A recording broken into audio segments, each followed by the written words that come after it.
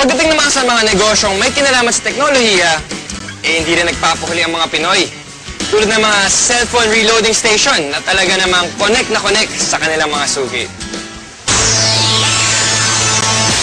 Sa panahon ngayon, isa na nga sa pangunahing pangangailangan natin ang cellphone.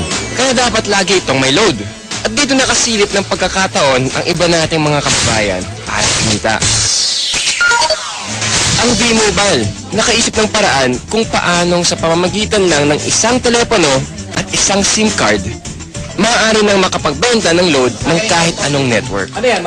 Ang kaibahan nitong V-Mobile, gamit mo yung cellphone mo, makapagbebenta ka ng lahat ng klase ng prepaid, cards at saka electronic, para magkaroon ka ng negosyo. Taong 2008, nagsimula ng V-Mobile ang negosyong ito. Ang sistemang gamit nila, all-in-one load service, kaya one-stop shop ang kanilang serbisyo. Kailangan mo rito, at least meron kang cellphone, meron kang maliit na puhunan, hindi mo kailangan ng malaki, although pwede rin maging malaki ang puhunan mo.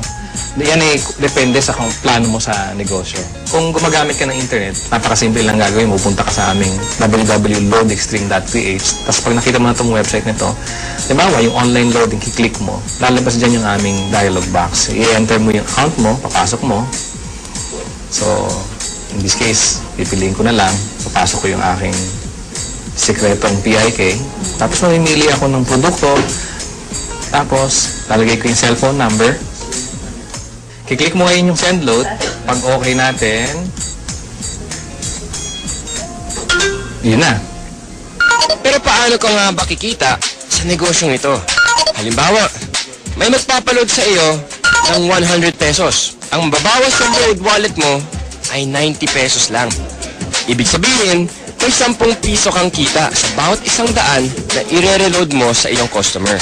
Kung kumikita ka ng 100 pesos kada araw sa pagre-reload, sa loob ng isang buwan, may kita kang 3,000 piso. Anip, tulad ni Peewee, na nakatuwaan lang daw noong una ang reloading business. Kasi nabuhat kami, nung nag-start kami noon, magbabarkada lang kami. So every night magkakasama kami. Nakakatuwa. Nung 5 lang kami nagsimula. 5 members na kami. Kapatid ko, mga barkada ko.